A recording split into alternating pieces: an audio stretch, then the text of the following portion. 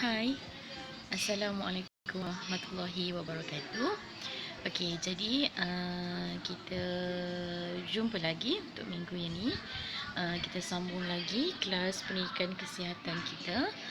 Masih dengan bab yang pertama, tajuk dia pengaruh multimedia kepada tingkah laku seksual berisiko. Okey.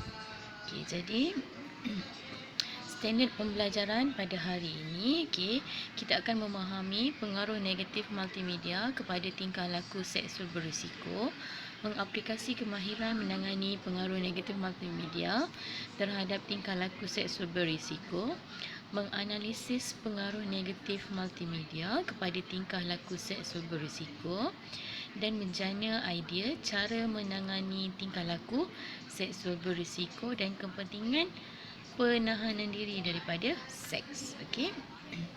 Okey, jadi kita tengok dulu apa yang dikatakan media massa. Media massa ni memainkan peranan yang penting dalam dunia kita pada hari ini. Media massa merujuk kepada pelbagai teknologi yang digunakan untuk berkomunikasi dan kadang-kadang kita kenali dia juga sebagai multimedia.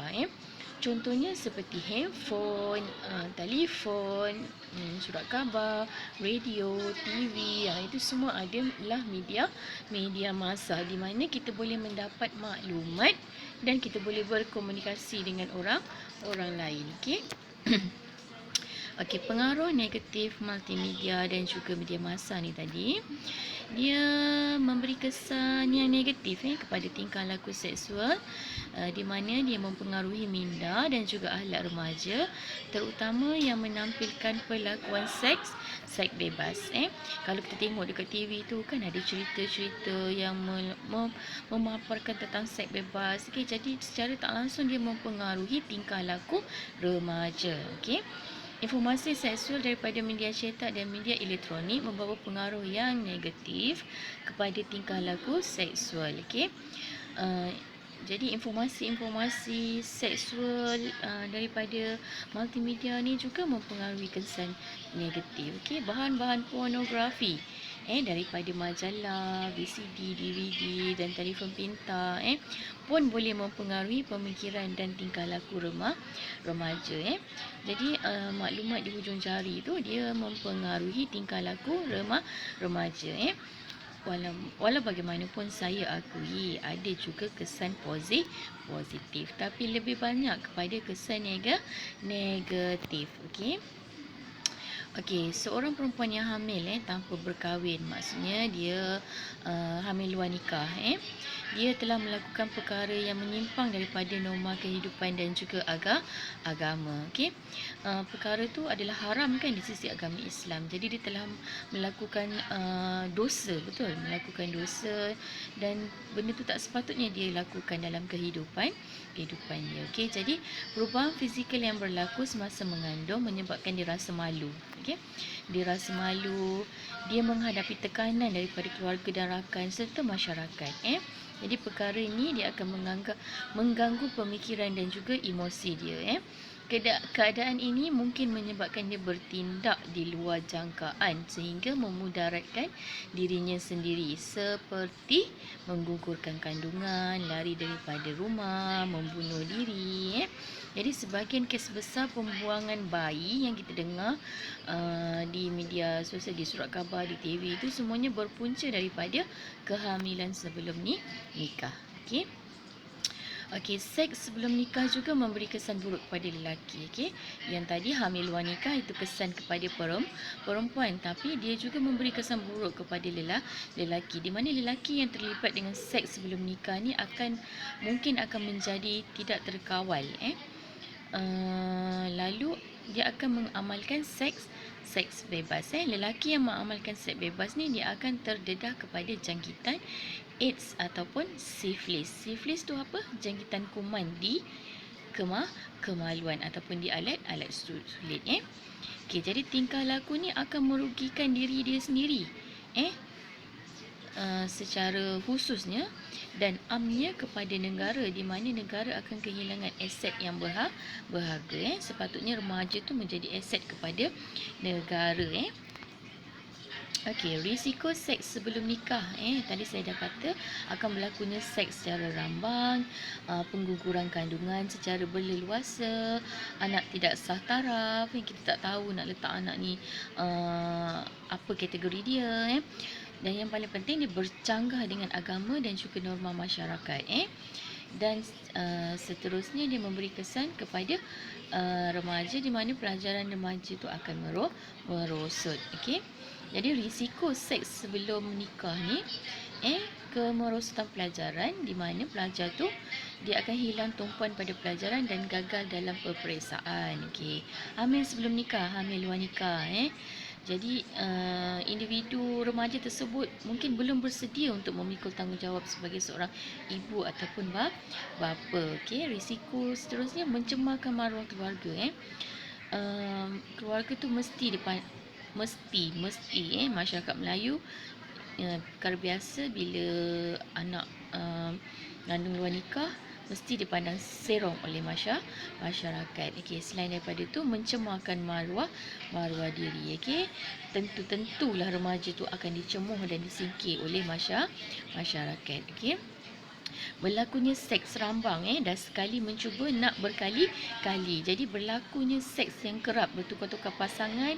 Jadi kesan dia akan berlaku jangkitan seksual, sama ada HIV ataupun sifilis tadi. Okey. Seterusnya berlakunya pengguguran kandungan yang berleluasa, sebab malu, jadi malu dah mengandung, nanti orang tahu dia dah buat kesalahan. Okey, jadi bila menggugurkan kandungan, dia akan menjejaskan kesihatan bayi dan juga remaja tu sendiri. Okey, akan terhasillah anak tidak sah taraf yang ramai. Okey, anak sah taraf ni tak diterima keluarga, tak diterima masyarakat. Jadi anak tu sendiri nanti akan berasa kekurangan sebab dia akan rasa rendah diri, sebab dia tak sama dengan orang lain. Okey, dia akan mengganggu emosi anak tu nanti. Okey, risiko seterusnya bercanggah dengan agama dan norma masyarakat. Dan tentulah dalam Islam sendiri, seks bebas atau lebih kita kenali sebagai zina itu adalah haram di sisi Islam. Okey, dan dia juga bercanggah dalam norma masyarakat. Jadi seks bebas ni adalah perbuatan yang keji dan sangat hina pada pandangan masyarakat. Okey. Jadi kesan-kesan hubungan seksual ataupun seks bebas ni, dia boleh dijangkiti dengan HIV ataupun AIDS ataupun sifilis tadi yang saya kata. Keturunan akan dijangkiti oleh HIV dan AIDS. Bukan dia sahaja, malah keturunan dia juga nanti. Anak-anak dia, sebab HIV berjangkit melalui hubungan seks.